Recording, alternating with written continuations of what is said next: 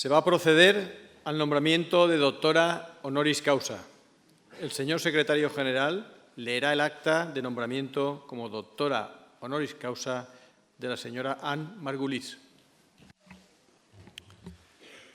El Consell de Govern de la Universitat Politècnica de València, en la sessió del dia 18 de juliol del 2019, presidida pel senyor rector magnífic, el doctor Francisco José Mora Mas, a proposta de l'Escola Tècnica Superior d'Enginyeria Informàtica i l'Institut Valencià d'Investigació en Intel·ligència Artificial i amb l'adhesió de les Escoles Tècniques Superiors d'Enginyeria Agronòmica i del Medi Natural, d'Enginyeria de Camins, Canals i Ports, d'Enginyeria Industrial, d'Enginyeria Geodèsica, Cartogràfica i Topogràfica, la Facultat de Belles Arts i l'Escola Politècnica Superior de Gandia, els departaments de biotecnologia, composició arquitectònica, construccions arquitectòniques, expressió gràfica arquitectònica, enginyeria gràfica, física aplicada, informàtica de sistemes i computadors, enginyeria química i nuclear, mecànica dels medis continus i teoria d'estructures,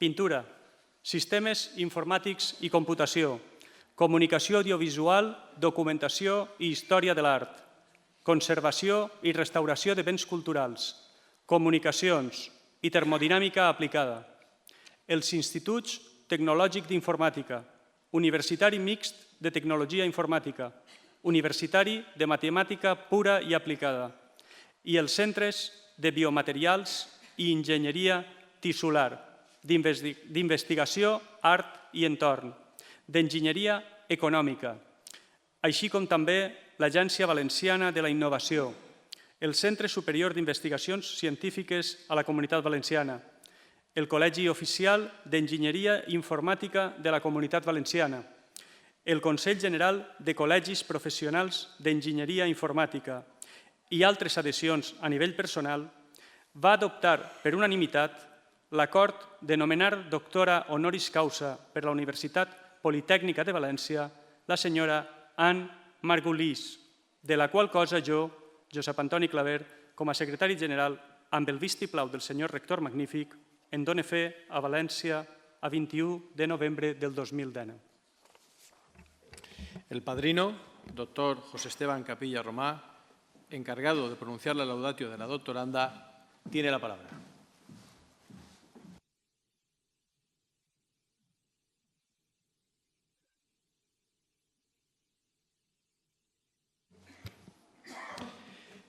Señor rector magnífico, vicerrectora de Responsabilidad Social y Cooperación, vicerrectora de Planificación y Prospectiva, secretario general, directora de la Escuela de Doctorado, profesor Botti, autoridades académicas, señoras y señores claustrales, señoras y señores.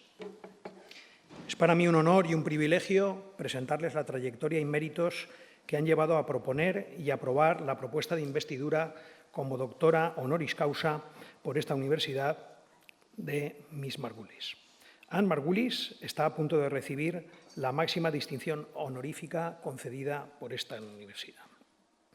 Quiero agradecer la aprobación de la propuesta de nombramiento de la Escuela Técnica Superior de Ingeniería Informática con la adhesión a la propuesta del Institut Valencià d'Investigació en Intel·ligència Artificial de nuestra universidad y la adhesión de decenas de otros departamentos, centros de investigación y centros docentes, así como de entidades y personalidades externas.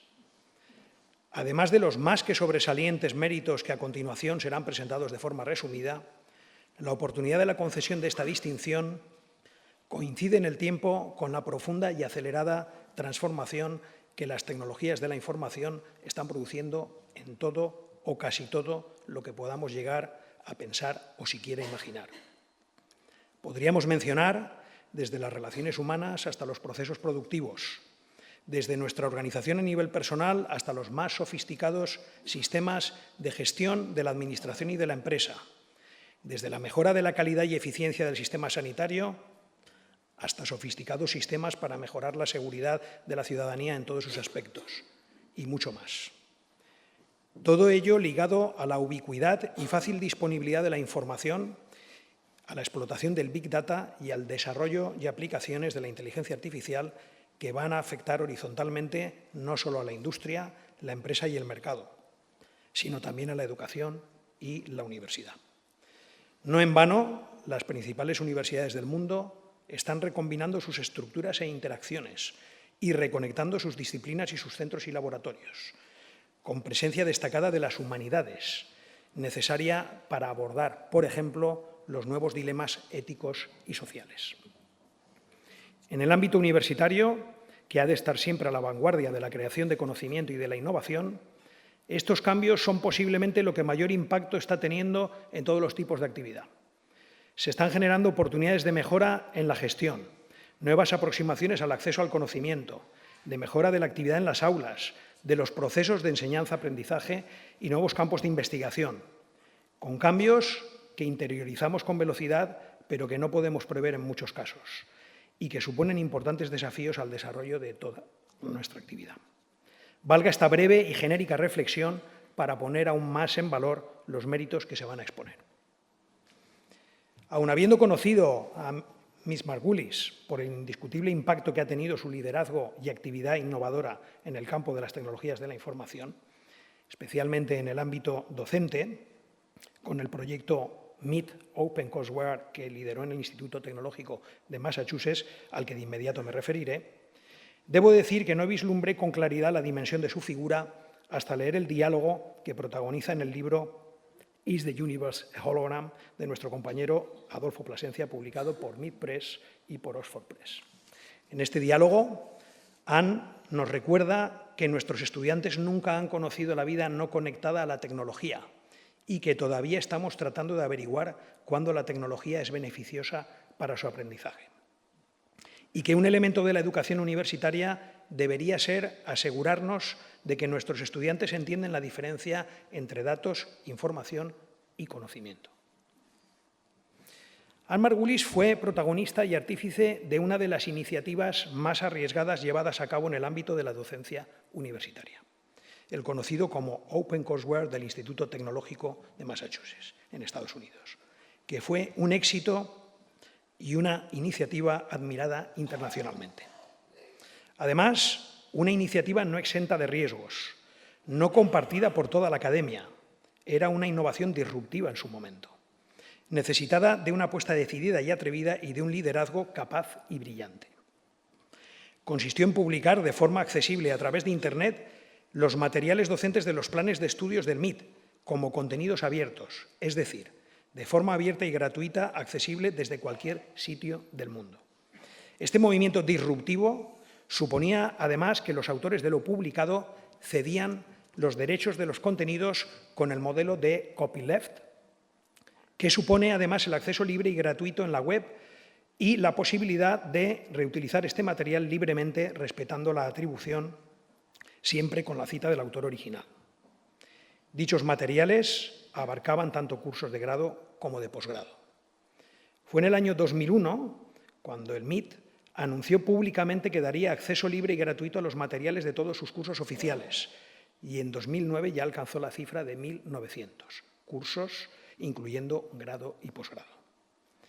Esta rápida y exitosa implementación de lo que era una decisión, repito, disruptiva, arriesgada y plagada de dudas respecto a su viabilidad técnica, legal y económica, fue posible gracias a Anne Margulies, que ejerció como directora fundadora. El principal desafío era, además de vencer resistencias en la comunidad académica, determinar la propiedad de los materiales a publicar y obtener permisos para una cantidad masiva de elementos sujetos a propiedad intelectual que estaban incluidos en los materiales de cursos del MIT. A ello había que añadir el tiempo y esfuerzo técnico empleado para convertirlos en formatos utilizables online y, por supuesto, el diseño e implementación de la forma en que se llevaría esto a la práctica y estarían disponibles a través de Internet en un horizonte temporal calculado. Se llegó al acuerdo de que el copyright del material Open Courseware generalmente iba a pertenecer a la institución, pero también en los miembros de su facultad o sus estudiantes. Los comienzos fueron arriesgados. Miss Margulies manifiesta en una entrevista publicada en Forbes, allá por el año 2016, que entrar en el proyecto MIT Open Courseware entrañaba un gran riesgo porque fui la primera y única persona encargada de hacer realidad la emocionante visión que definía el proyecto. Y el tiempo pasaba. Y continúa en dicha entrevista. El MIT ya se había comprometido públicamente a impartir los primeros cursos en otoño y me contrataron solo unos meses antes, en mayo. Era entonces el año 2002. Sin embargo, el riesgo valió la pena y Margulies valora el programa como una gran fuente de satisfacción. Fue, afirmaba en dicha entrevista, un experimento increíblemente audaz y emocionante que llegó desde las manos del propio profesorado. Fue una de esas oportunidades únicas en la vida para hacer posible algo que iba a tener, como así fue, un gran impacto en estudiantes de todo el mundo. Creo que es justo decir que es la base de mucho de lo que está sucediendo ahora en la educación con los MOOCs y otros programas de aprendizaje en línea. El prestigioso profesor del MIT, Harold Habelson, copresidente del Consejo de Tecnología Educativa del MIT, publicó en el Journal of Science, Education and Technology, en mayo del 2007, un extraordinario memorándum sobre la creación en el MIT del programa. Relata cómo fue el arranque de esta pionera y disruptiva iniciativa con todo lujo de detalles y muestra la interacción entre el liderazgo institucional, la planificación estratégica y la cultura universitaria durante la puesta en marcha del proyecto. Además, muestra cómo la iniciativa evolucionó de forma inesperada y superó sus objetivos iniciales. Para ello fue esencial la capacidad y el liderazgo de Margulies, que materializó un proyecto que estaba definido por una visión, unos objetivos y el esbozo de un proyecto piloto definidos por la propia institución. Anne llegó al MIT tras una extensa búsqueda de liderazgo para el proyecto en mayo de 2002 y se hizo cargo del desafío. Tenía que construir toda una organización, un nuevo sistema de producción, incluyendo la búsqueda y ocupación de nuevas infraestructuras. Tenía que hacer viable el proyecto desde diversos puntos de vista que abarcaban aspectos legales, técnicos y económicos. Tenía que montar un sistema de demostración de 50 cursos para septiembre de 2002 y completar la fase piloto de la propuesta con la publicación de 500 cursos para septiembre de 2003, un año después. Nos cuenta el profesor Habelson que la organización creada por Margulies cumplió con ambos plazos con un éxito más allá de lo que incluso los planificadores originales del MIT esperaban. El lanzamiento de los 50 cursos en septiembre de 2002 tuvo una acogida internacional sensacional, con efusivas felicitaciones mucho más allá de lo esperado.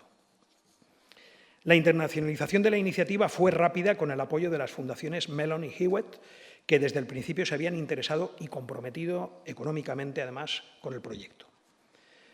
OpenCourseware concluyó, por ejemplo, acuerdos para traducciones al español y portugués con Universidad, un consorcio que todos conocemos de 900 universidades de España, Portugal y América Latina, pero también con otros consorcios de China, lo cual le dio una rápida difusión en el entorno asiático.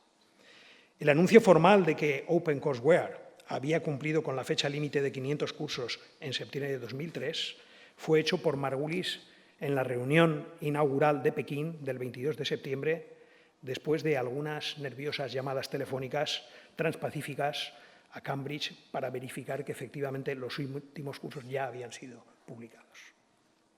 Además, el proyecto alcanzó sus objetivos con costes muy inferiores a los previstos. Así, por ejemplo, el coste de la fase piloto fue de $6 millones, muy por debajo de la previsión inicial de casi 12 millones. El OpenCourseware Consortium constituye hoy día una organización internacional integrada por 300 universidades de todo el mundo que trabajan juntas para compartir materiales educativos. Anne Margulies es hoy en día vicepresidenta y directora de Información de la Universidad de Harvard, siendo responsable de la estrategia, políticas y servicios de tecnologías de la información que apoyan el desarrollo de las funciones esenciales de la universidad. Anne dirige el Departamento de Tecnologías de la Información de la Universidad, que proporciona servicios de tecnologías de la información a una comunidad de más de 30.000 educadores, estudiantes y personal de administración y servicios. Ya había sido vicerrectora y directora ejecutiva de sistemas de información en Harvard a finales de la década de los 90. Después de su paso por el MIT, como directora fundadora del proyecto, periodo al que ya me he referido, fue secretaria adjunta de Tecnología de la Información y directora de Sistemas de Información de la Mancomunidad del Estado de Massachusetts. En la práctica ocupó el puesto de CIO, Chief Information Officer. Hasta ese momento, un cargo que solamente se encontraba en los organigramas directivos de empresas tecnológicas. Anne fue, muy probablemente y de manera pionera, la primera CIO de una institución pública en el mundo. Desde este puesto desarrolló e implementó un plan estratégico para el Estado de Massachusetts en tecnologías de la información y supervisó la consolidación de un vastísimo mosaico de organizaciones, operaciones, centros de datos y redes de tecnologías de la información de agencias en una estructura estatal coherente. Tenía en esa función la responsabilidad de la supervisión de $500 millones dedicados exclusivamente a tecnologías de la información al año y dirigía una comunidad de más de 2.000 profesionales de dicho ámbito.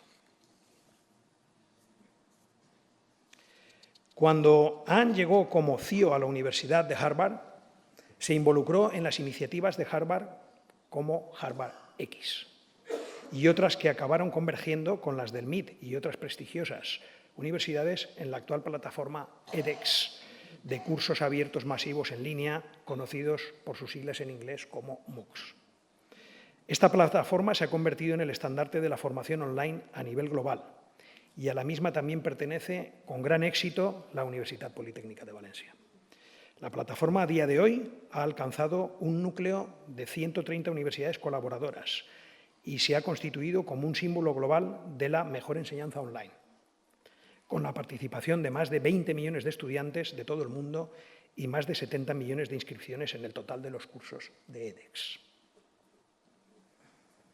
Anne ha sido reconocida en diversas ocasiones por sus logros en el liderazgo en tecnologías de la información y en innovaciones en tecnologías de la educación. Así, por ejemplo, en 2017 fue incluida en el CIO Hall of Fame, un reconocimiento especial a la carrera de los CIOs sobresalientes que han demostrado una visión creativa y un liderazgo práctico en tecnologías de la información de forma sobresaliente.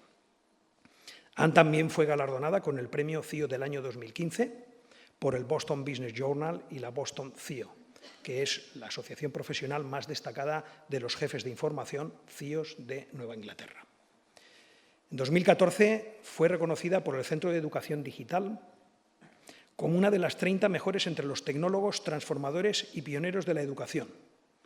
Este centro elige a verdaderos pioneros que están reformando la educación con mucha inteligencia, aprovechando el poder de la tecnología y considera que el futuro del país, los Estados Unidos, está en manos de sus educadores y que hoy las nuevas ideas, iniciativas de colaboración y la voluntad de abrazar lo desconocido y asumir riesgos son lo que está revolucionando realmente las aulas en todas sus formas. En el año 2010, Margulies fue galardonada con el premio 2010 Top 25 Doers, Dreamers and Drivers, constructores, visionarios e impulsores, que reconoce a los 25 principales innovadores del sector público en Government Technology de los Estados Unidos. Lo otorga la revista Government Technology Magazine, que reconoce a las personas que superan las más duras trabas del sector público a la innovación, políticas inerciales, etc., para mejorar las operaciones de la gobernanza. Este premio reconoce a aquellos que, en el sector público, comparten la voluntad de desafiar las convenciones y encontrar nuevas respuestas a problemas del largo plazo. Anne es, además, miembro de varios consejos y comités cívicos, caritativos y profesionales. Forma parte, como una de sus directoras, de la Junta Directiva del Massachusetts Green High Performance Computing Center, un innovador centro de computación para la investigación en Massachusetts. Este centro proporciona una infraestructura de última generación para la investigación intensiva computacional indispensable en los entornos cada vez más ricos en sensores y datos de la ciencia y de la ingeniería actuales. También forma parte del Consejo Asesor del Open Labware, del MIT, y ha formado parte de las juntas asesoras de tecnologías de la información de universidades como el propio MIT, Princeton y Dartmouth. Anne es también miembro del Comité Ejecutivo de la Junta Directiva de Massachusetts Technology Collaborative, una agencia pública que trabaja para apoyar e impulsar una creciente economía de la innovación en todo el estado de Massachusetts y también forma parte del Consejo de Dirección del Grupo de Trabajo de Ciberseguridad de Massachusetts. Anteriormente, fue miembro del National Academic Forum on Information Technology and Research Universities, del Open Learning Exchange Advisory Board y del Massachusetts Core Management Advisory Board. Más allá del liderazgo innovador en el ámbito de las tecnologías de la información, Anne mantiene también un profundo compromiso social, como demuestra su pertenencia a la Junta Directiva Emérita de Heading Home, Inc., una agencia sin ánimo de lucro en Boston que proporciona vivienda y servicios de apoyo para personas sin hogar y de bajos ingresos. Anne Margulies recibió en 2015, junto con su marido Mark, el premio humanitario P. Leo Corcoran a la excelencia en el servicio a la comunidad que otorga la institución Caritas Communities por su participación en la lucha contra la falta de vivienda en Boston durante más de 20 años. Así pues, tenidos en cuenta y expuestos todos estos hechos, dignísimas autoridades y claustrales, solicito con toda consideración y encarecidamente ruego que se otorgue y confiera a la doctora Anne Margulies el supremo grado de doctora honoris causa por la Universidad Politécnica de Valencia. Muchas gracias.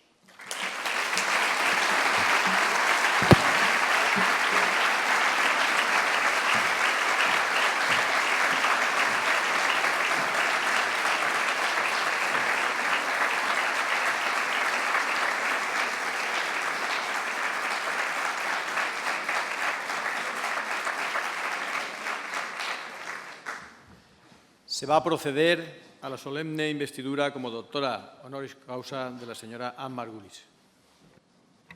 Tothom dret, per favor.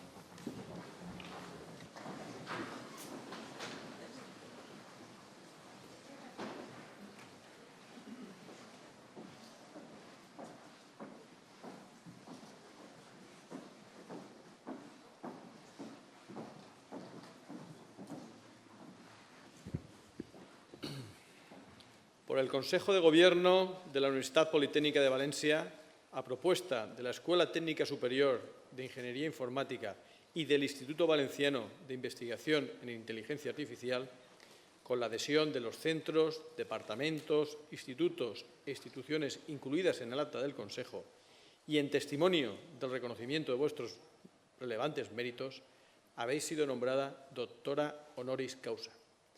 En virtud de la autoridad que me está conferida, os entrego dicho título y os impongo como símbolo el birrete laureado distintivo del Alto Magisterio Español.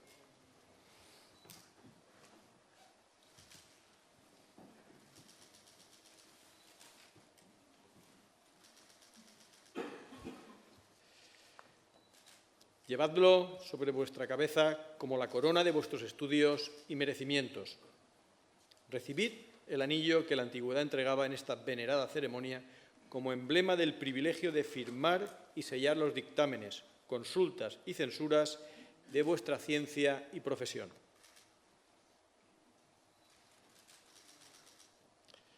Así como los guantes blancos, símbolo de la pureza que deben conservar vuestras manos. Unos y otros, signos también de la distinción de vuestra categoría. Porque os habéis incorporado a este claustro, recibid ahora en su nombre, doctora Anne Margulies, el abrazo de fraternidad de los que se honran y congratulan de ser vuestros compañeros y hermanos.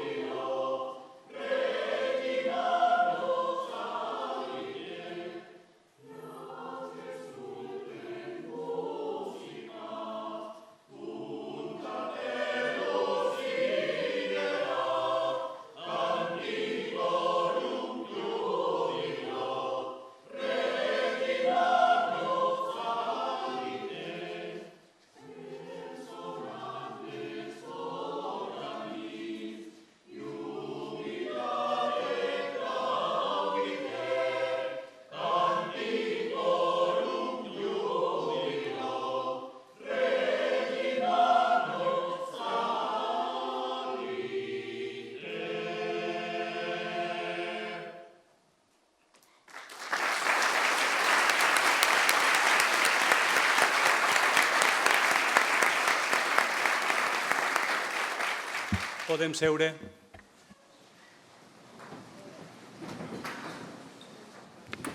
Tiene la palabra la doctora Anne Margulies.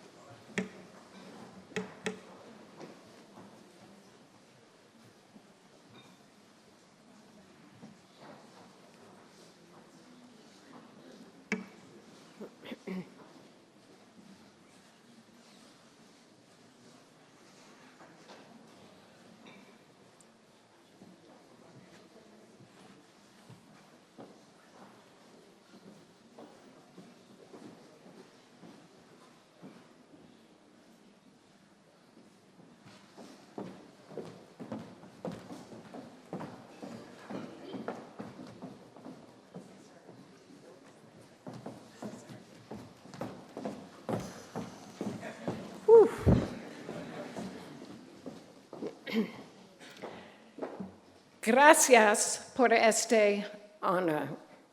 Thank you, thank you, thank you. I'd like to extend a special thank you to Rector Mora, to Vice Rector Capilla, to Professor Boti, and to my friend Adolfo Plasencia. And thank you to the School of Informatics for this incredible honor. It's impossible for me to tell you how much this means to me. I would also like to extend my heartfelt congratulations to all of you who have become doctors today. This occasion has given me a wonderful opportunity to reflect upon my career in education and information technology. I consider myself fortunate to work in these fields that really matter. Education matters. Information technology matters. Both have the power to transform lives and societies.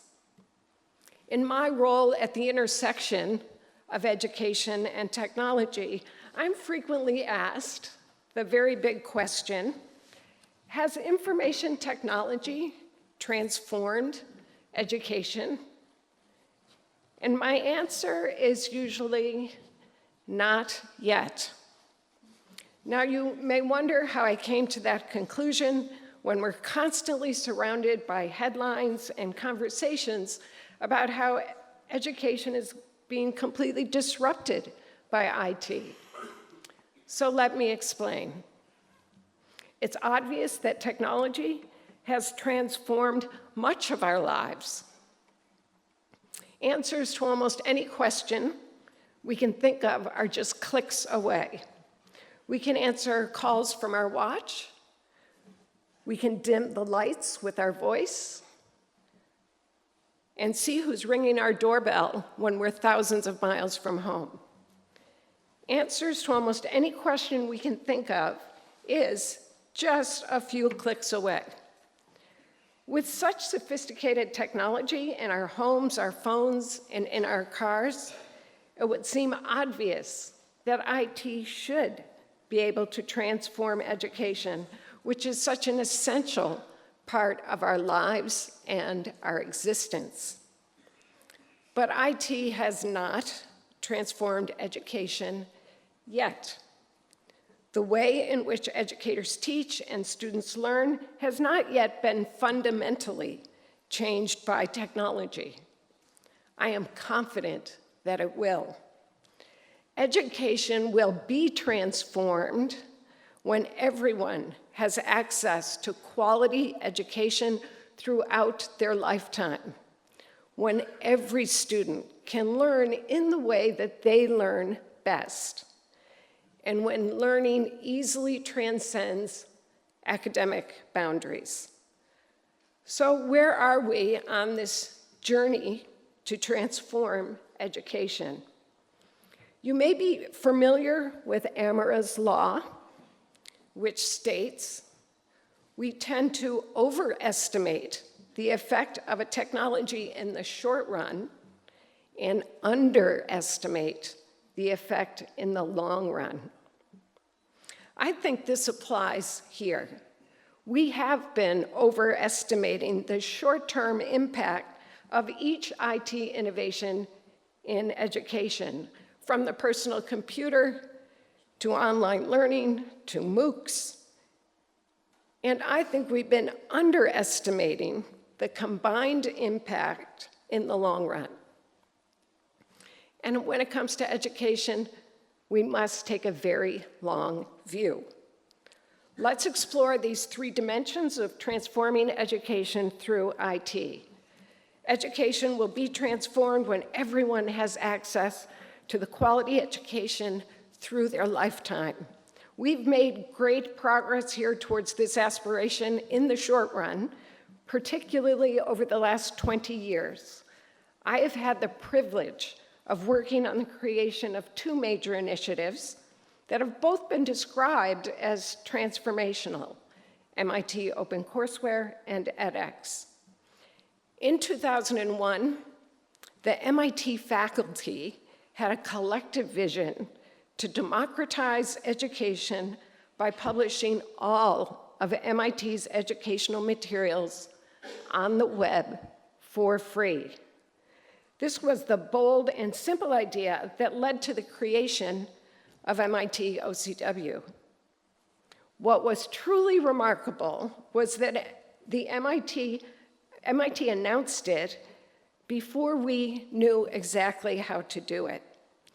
But we knew it was possible. We knew it was consistent with MIT's mission to advance education and serve the world. And we knew that the impact could be profound. So we figured it out. The technology that allowed OCW to emerge were actually quite simple by today's standards. The internet, a website, and physical hard drives that we shipped to students in developing countries. Remember, that was long before YouTube, Facebook, and smartphones. Recording and publishing lecture videos online was a big deal, and it was expensive. In fact, it was such a big deal that in April of 2001, the New York Times featured the launch of OCW on its front page. Again, remember, that was back when people actually bought physical newspapers, and a story on the front page really meant something.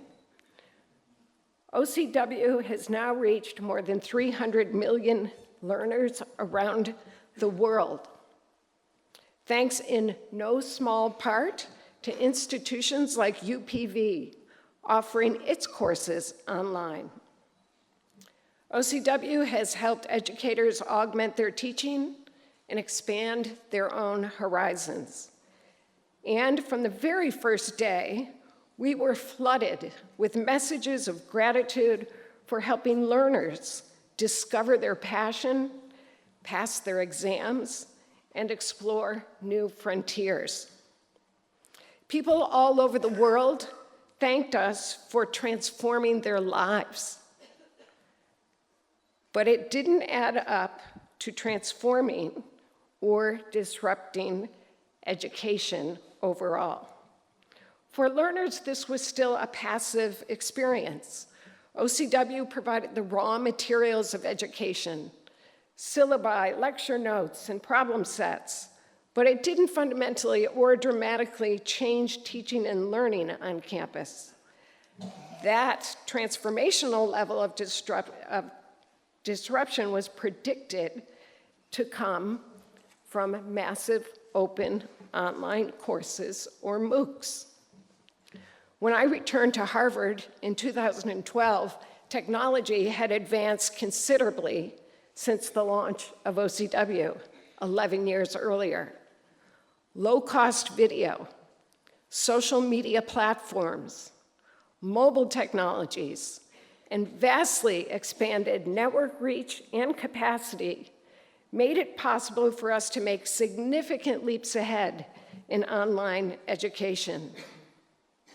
So Harvard and MIT joined forces to leverage these technologies and launch edX, which is now the trusted platform for online education. We established very clear goals for edX to expand access to high-quality education for everyone, everywhere, to enhance teaching and learning on campus and beyond, and to advance teaching and learning through research. The results have been dramatic. edX now offers 2,400 courses and has 120 institutional partners. Learners receive interactive instruction with portable, stackable credentials that support their educational aspirations at every stage in their career. As with OCW, UPV has been a key strategic partner in edX's success, offering a wide range of high-quality courses. And just like with OCW, edX caught the attention of the New York Times. Columnist Tom Friedman described MOOCs as a revolution in global online higher education, boldly stating that nothing has more potential to lift more people out of poverty, to unlock 1 billion more brains to solve the world's biggest problems, and to enable us to reimagine education. Yet, neither OCW nor edX brought about the end of traditional education as we know it. OCW and edX represent important milestones in online education, from putting raw materials online to offering high-quality credentials. But students are still looking for deeper engagement. We are still on this journey, and I believe the next steps will help us to make a truly profound and positive impact. We need to continue to lower costs and offer more modular and flexible offerings to fit how people live today and in the future. This will be essentially important as jobs and industries change even more rapidly. We can no longer prepare for a linear career. Alongside foundational knowledge, we will all need to continually upskill throughout our lifetime. We are already seeing many of the technologies that will get us there. Faster, better mobile technologies, ubiquitous network, artificial intelligence, machine learning. But technology alone is not the answer. Even as our technology advances, we still need people exploring, curating, challenging knowledge to deliver that deeper engagement. And that brings us to our second dimension of transformed education, when every student can learn in the way that they learn best. Today, we can find the answers to any questions we can think of at the touch of a button. There is so much information online, from Wikipedia to YouTube to podcasts, that it has changed how people think about learning. There has never been a better time to be an independent learner, but students are still seeking deeper engagement with learning and not just access to content. I'd like to share some examples from Harvard where technology is helping students gain that deeper level of engagement. We're using technology to engage students coming from diverse academic backgrounds to ensure that they arrive on campus with a solid educational foundation. Harvard is offering online pre-matriculation programs for our business, law, and education schools. Students arrive with key concepts already understood, helping to level the playing field and free up more classroom time for discussion and debates. Rasha Karakosian, a professor of religious studies, is using technology to allow groups of graduate students to explore, transcribe, and annotate handwritten medieval manuscripts on the legend of Mary Magdalene. Tools developed by Harvard and partner institutions allow readers to interact with the transcribed versions of the text alongside the manuscript images in order to more easily understand the medieval tradition of storytelling. Dan Levy, a senior lecturer in public policy, uses interactive online modules to enhance in-class learning. Students learn and practice key concepts online before class through interactive videos, diagrams, and problem sets, so in-person teaching time can be reserved for more advanced topics and for accommodating individual student needs. Students can offer feedback on the modules in real time, generating data that Professor Levy uses to customize future classes. I find that last example particularly important, as it's this type of real-time feedback that we need to leverage in order to take education further. We need to learn more about learning. We need to use the data and the interactions recorded in online education to answer some key questions. What motivates students to learn and persist? What helps students retain knowledge? What are the best ways to teach complex ideas? How can we assess what students have learned, and what is best taught online versus in person?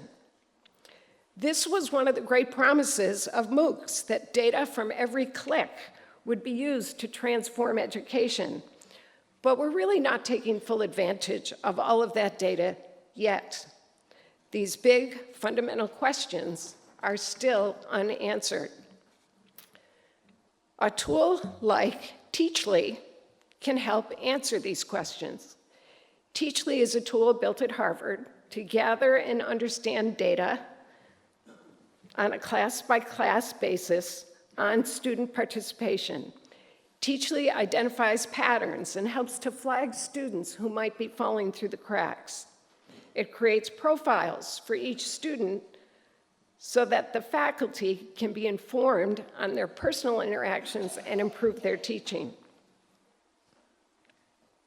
At the Harvard Graduate School of Education, they're using Teachly, and they're starting to put some of this data into action. They're creating a personalized course for all incoming master's students at our education school to help each of them learn about how they learn. Thus, they're connecting the science of learning to the professional practice of education. Again, technology alone won't be the answer, but technology can enable faculty to rethink how they teach and enable students to learn in the way they learn best. Now on to our third and final aspiration for transformed education: learning that transcends academic boundaries. As times change, so do our assumptions about the traditional boundaries of learning in academia. Technology is helping us break down these silos and foster collaboration across disciplines. Many experts observe that our biggest societal challenges, medicine, climate, poverty, urban infrastructure, and so many more will not be solved by computer science and technology alone. Technologists need to partner with other domain experts to make big impacts. In addition, the skills we learn in the humanities, critical thinking, capacity for reasoning, appreciation of the human condition are sorely needed in all disciplines. Harvard is putting this theory into action. Not too long ago, only a handful of students in our education school would take statistics. Quantitative methods were just not a part of education students' experience. But as the world has changed and our educators increasingly recognize the need for quantitative tools and their skill set, the statistics class in the education school is now oversubscribed, with a waiting list each semester. And it's on its way to becoming a requirement. Another example of putting this theory into action is tech ethics. It's a new class at Harvard, taught by a unique pairing of a political scientist and a biologist, open to any student at the university without regard to homeschool or department. And thanks to technology, a technology-enabled classroom, you can take the course and fully participate in discussion and debate, either in person or online. Ethics is a topic that transcends any one discipline and informs so much of how we work and manage our lives. This new approach to teaching is enabling a far broader range of students to engage than ever before in this critical topic. Prediction X is a collaboration between 40 faculty from Harvard and 10 other universities. This is amazing. The faculty from fields as diverse as religion to medicine to astronomy have created a course that covers the history, theory, and use of predictions across health, wealth, the earth, and space. The courses are available on edX and on campus and are among the most modular courses ever offered at Harvard. Faculty and students are engaging across disciplines to think about and answer some of the biggest, truly existential questions. We know that our students are far more informed about a broader range of topics than ever before. They are self-learners and constant consumers of educational material online.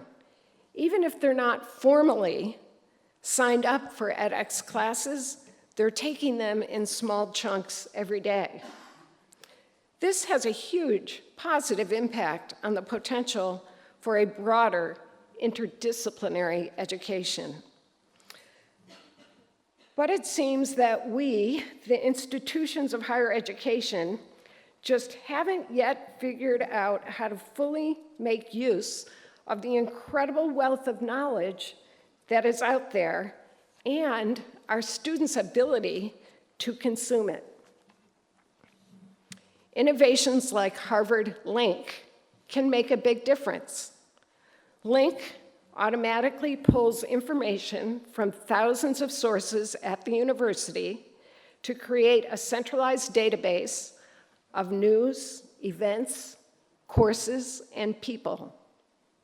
Link then uses artificial intelligence to create personalized dashboards of relevant information for faculty, students, and staff, enabling opportunities for connections and collaborations. Link is tremendously helpful to me.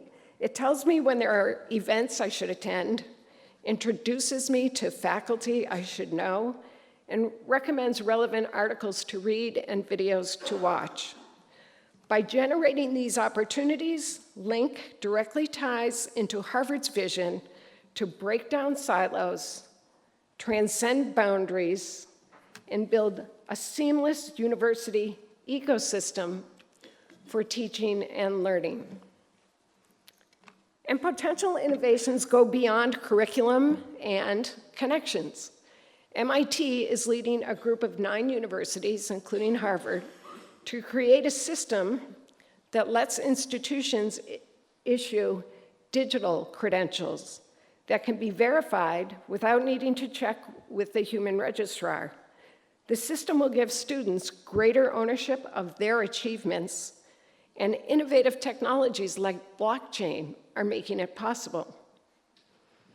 Again, as I've said, for each of our 3 goals so far, technology alone is not the answer. Educators and technologists need to think outside of our silos and consider the impact on society of such ambitious innovation. Over the last decade, we've seen many examples of massive global networks that were established with utopian goals of making connections and breaking down silos, but in fact have fostered tribalism and division.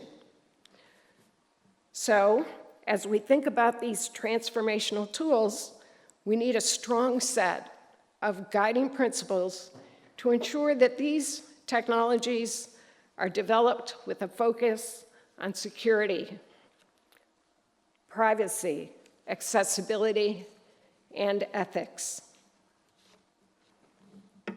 So, as I draw to a close, it's worth revisiting that big question.